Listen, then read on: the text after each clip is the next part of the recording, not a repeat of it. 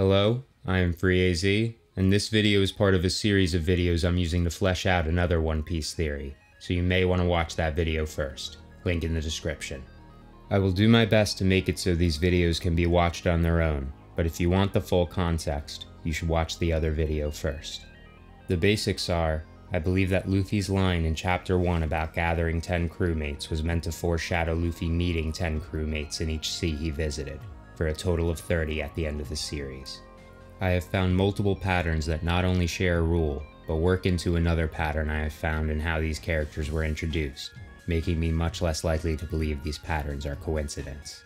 Using these patterns, I was able to include every island we know Luffy will visit, or is very likely to visit, giving us a roadmap to the end of the series.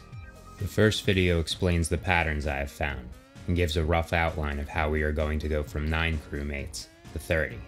These supplementary videos will flesh out anything else I think will happen in these individual arcs, though having the context of the first video will help. This video will contain spoilers for up to chapter 1083, so if you're not caught up, you've been warned.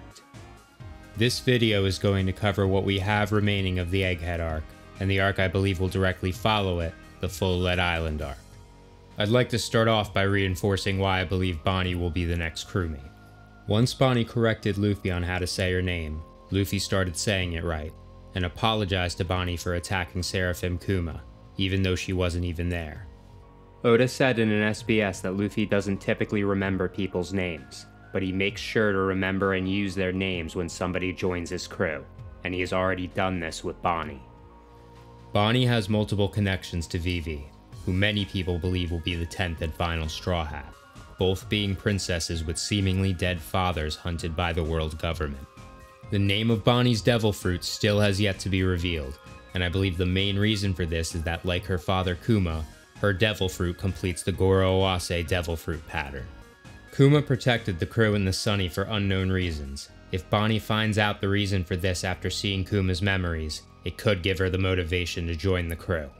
The last time we saw Bonnie, we hadn't seen her since she got the snippet of Kuma's backstory, and here it looks like she is finished looking at the memories.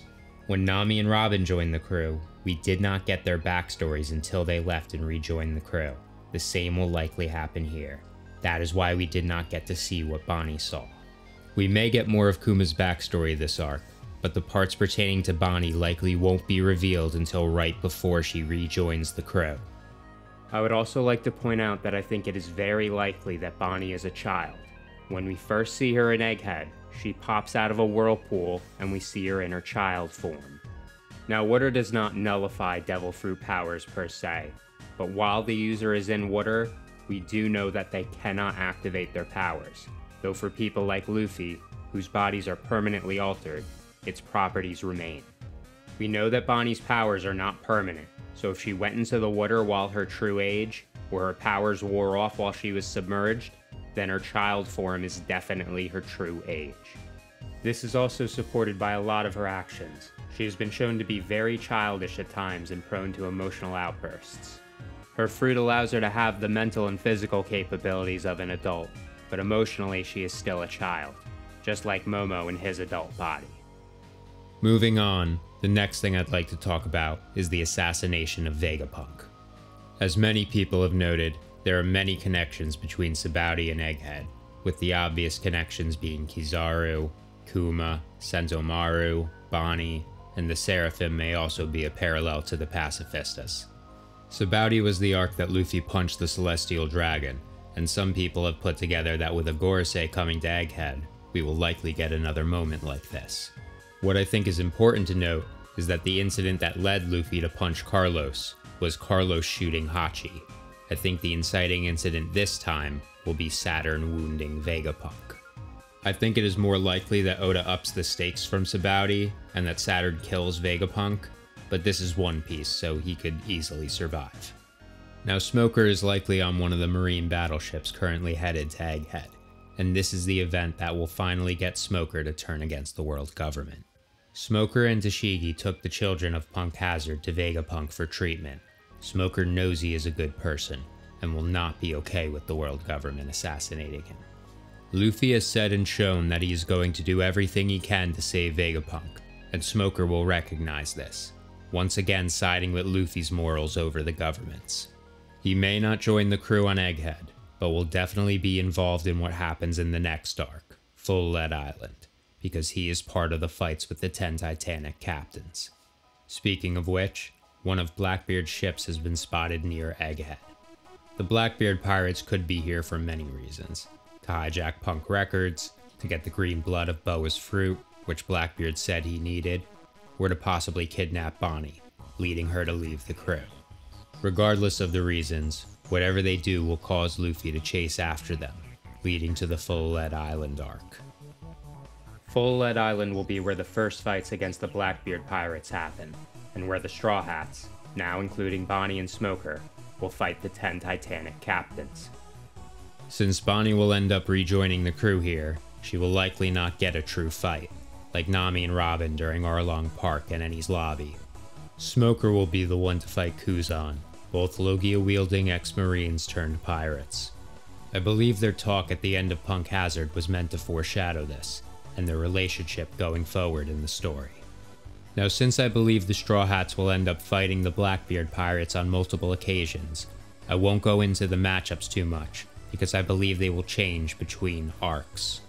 At some point, the Straw Hats will fight their direct counterparts on the Blackbeard pirates, but it may not be on this island. What I am fairly confident will happen this arc is that most of the fights will end up in defeat for the Straw Hats. In Thriller Bark, Gecko Moria taunts Luffy that he isn't fit for the New World, and that he would lose his crew like Moria lost his crew to Kaido.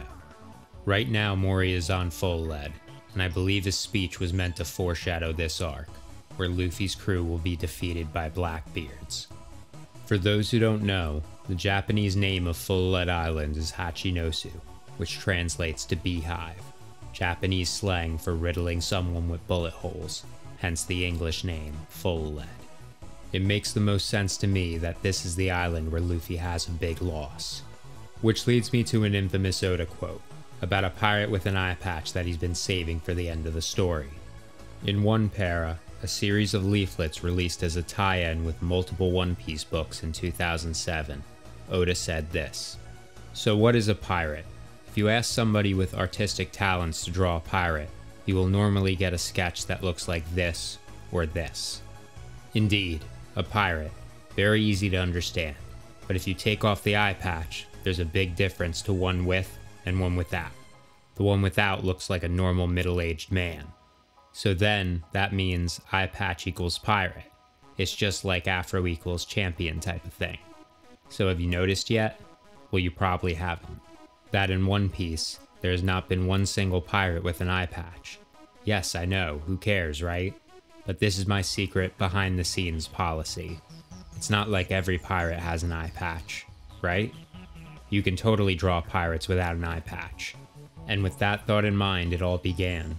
The story of a normal-looking boy's pirate story. I thought, if there's an image in everyone's head about what a pirate is, then I thought I would draw about the process of a boy getting there. But it's not like I dislike eye patches, so in the final scenes of One Piece, there is one pirate who appears with an eye patch. I'm itching to draw this character." I think Oda's talk about the process of a boy getting there is hinting that Oda has been building the story towards Luffy losing his eye and becoming that image in everyone's head about what a pirate is. He even left a picture of Luffy with an eye patch right next to this quote. In Chapter 1, Luffy stabs himself under his left eye, and then Shanks loses his left arm. Later, we learn the scar over Shanks' left eye was given to him by Blackbeard. That, along with many other allusions to missing left eyes throughout the series, leads me to believe that Blackbeard will end up taking Luffy's left eye. Oda saying that he's been itching to draw this character doesn't mean he hasn't been drawing him this entire time. In fact, it could be a playoff of it. This may happen during a Blackbeard fight later in the series, but with the meaning of the name Fullalead Island, I think it is more likely to happen here. Now, while I believe most of the Straw Hats will lose their fights on Fullalead, I believe Zoro will fight Shiryu and win. Zoro swore that he would never lose until he fought Mihawk again, and I don't think he will lose to another swordsman until then. Once Zoro beats Mihawk, Shiryu will feel like a downgrade anyway, so this lets Zoro prove his dominance against Blackbeard's best swordsman in their first fights, while having a more impressive fight later on. Zoro may also be the reason that the Straw Hats get out alive, as an allusion to the Nothing Happened situation in Thriller Bark, where he saved Luffy. Regardless of how Luffy ends up escaping this situation, both Blackbeard and Luffy will be headed to Wano soon afterwards. In the next video, I'm going to go over the arc where I believe Blackbeard will finally get his long-awaited third Devil Fruit and reform the Rocks Pirates, the return to Wano.